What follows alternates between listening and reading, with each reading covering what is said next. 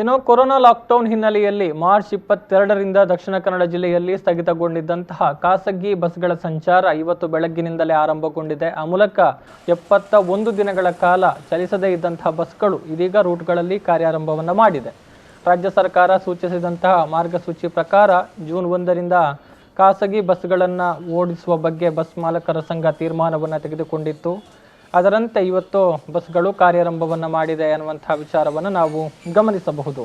ಇನ್ನು ಬಸ್ ಮಾಲಕರ ಸಂಘವು ಕೆಲವು ಬೇಡಿಕೆಗಳನ್ನು ಸರ್ಕಾರದ ಮುಂದಿಟ್ಟಿದ್ದು ಅವುಗಳನ್ನು ಈಡೇರಿಕೆ ಮಾಡೋದಾಗಿ ಭರವಸೆಯನ್ನು ಕೊಟ್ಟಿತ್ತು. ಆದರೆ ಆ ಬಗ್ಗೆ ಯಾವುದೇ ರೀತಿಯ ಸ್ಪಷ್ಟ ತೀರ್ಮಾನಗಳು ಹೊರಗೆ ಬಿದ್ದಿಲ್ಲ.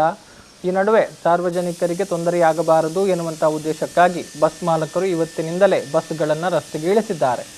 ಇನ್ನು ಪ್ರತಿ ಬಸ್ನಲ್ಲೂ ಕೂಡ 50% ಪ್ರಯಾಣಿಕರಿಗೆ ಮಾತ್ರ ಸಂಚಾರ ಮಾಡುವುದಕ್ಕೆ ಅವಕಾಶ ಕಲ್ಪಿಸಲಾಗಿದೆ. ಪ್ರಾರಂಭಿಕ ಹಂತದಲ್ಲಿ ಕೆಲವೇ ಬಸ್ಸುಗಳ ಓಡಾಟವನ್ನು ಆರಂಭಿಸಿ ಪ್ರಯಾಣಿಕರ ಬೇಡಿಕೆಯ ಮೇರೆಗೆ ಮತ್ತು ಜನಸಂದಣಿ ಸುರಕ್ಷಿತ ಅಂತರವನ್ನು ಕಾಪಾಡುವಂಥ ನಿಟ್ಟಿನಲ್ಲಿ ಬಸ್ಸುಗಳ ಸಂಖ್ಯೆಯನ್ನು ಕ್ರಮೇಣ ಹೆಚ್ಚಳ ಮಾಡುವುದಕ್ಕೆ ಖಾಸಗಿ ಬಸ್ಗಳ ಮಾಲಕರಿಗೆ RTO ಒಂದು ಸೂಚನೆಯನ್ನು ಕೊಟ್ಟಿದೆ. ಎಲ್ಲ ನಿಯಮಗಳನ್ನು ಅನುಸರಣೆ ಮಾಡಿಕೊಂಡೇ ಬಸ್ಗಳು ಇವತ್ತು ಓಡಾಟವನ್ನು ಮಾಡ್ತಾ ಇದೆ ಅನ್ನುವಂತಹ ದೃಶ್ಯಗಳನ್ನು ಕೂಡ ನಾವು ಗಮನಿಸಬಹುದು. ಇನ್ನು ಬಸ್ಗಳು ಇವತ್ತು ಸಂಚಾರವನ್ನು ಆರಂಭಿಸಿರುವಂತಹ ಹಿನ್ನೆಲೆಯಲ್ಲಿ ಸುರಕ್ಷತಾ ಕ್ರಮವಾಗಿ ಇವತ್ತು ಈಗಾಗಲೇ ಅನೇಕ ಬಸ್ಗಳನ್ನು ಸ್ಯಾನಿಟೈಸ್ ಮಾಡಲಾಗಿದೆ. ಇವತ್ತು ಕೂಡ ಸ್ಯಾನಿಟೈಸ್ ಮಾಡುವಂತಹ ಪ್ರಕ್ರಿಯೆಗಳು ನಡೆದವು.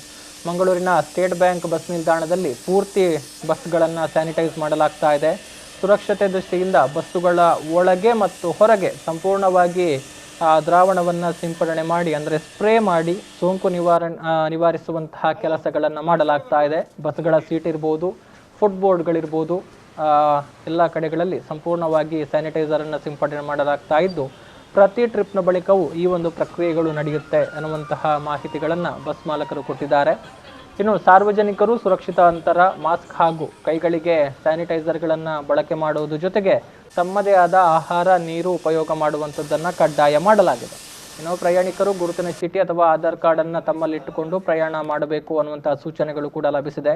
ಒಟ್ಟಾರೆಯಾಗಿ ಎಲ್ಲ ರೀತಿಯ ಮುನ್ನೆಚ್ಚರಿಕಾ ಕ್ರಮಗಳನ್ನು ಈಗ ಕೈಗೊಳ್ಳಲಾಗ್ತಾ ಇದ್ದು ಪ್ರಯಾಣಿಕರು ಕೂಡ ಇದಕ್ಕೆ ಸಹಕಾರವನ್ನು ಕೊಡಬೇಕು ಎನ್ನುವಂಥ ಒಂದು ಮನವಿಯನ್ನು ಬಸ್ ಮಾಲಕರ ಸಂಘ ಮಾಡಿಕೊಂಡಿದೆ.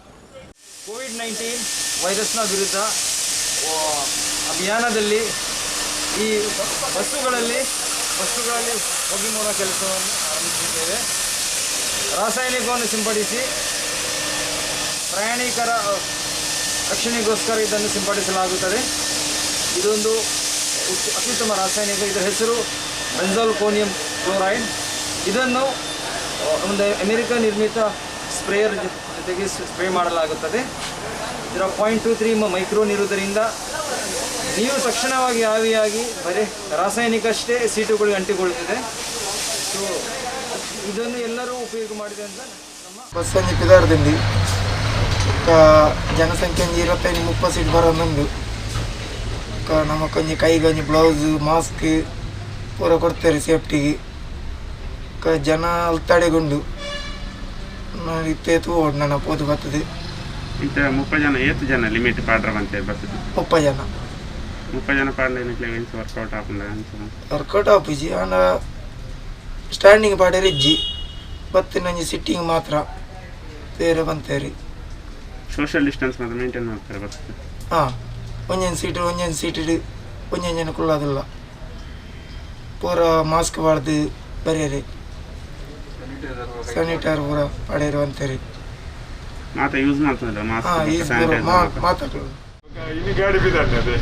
ಇನ್ನು ಗಾಡಿ ಬಿದ್ದಾಡ ಏನಾಗಲೂ ಗೊತ್ತಿದೆ ಗಾಡಿ ಬಿದ್ದಾಡೋದು ಮಾಡೋದು. ನನ್ನ ಮನೆ ಬಿದ್ದಾಗಿ ಬರು ಅಂದ್ರಲ್ಲಿ ನಮ್ಮ ಇದು ಬರೋದು ಇತ್ತು, ಸ್ಯಾನಿಟೈಸರ್ ಇತ್ತು, ಮಾಸ್ಕ್ ಬೊಕ್ಕ ಕೈ ಬ್ಲೌಸ್ ಪೂರ ತನ್ನಾಗಲು ಕೊಡ್ತೇವೆ. ಆಯ್ನಾತು ನಮ್ಮ ಸೇವೆ ಮಲ್ಪಗೊಂಡದು ಇಂಕ್ಲು ಬಿದ್ದಾಡ್ದ.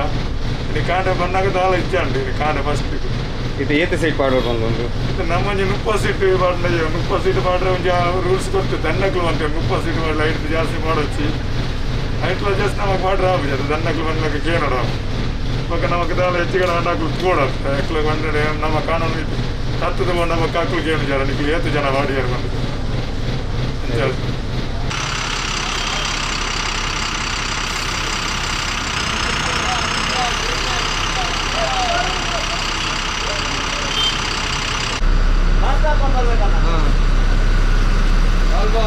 Good.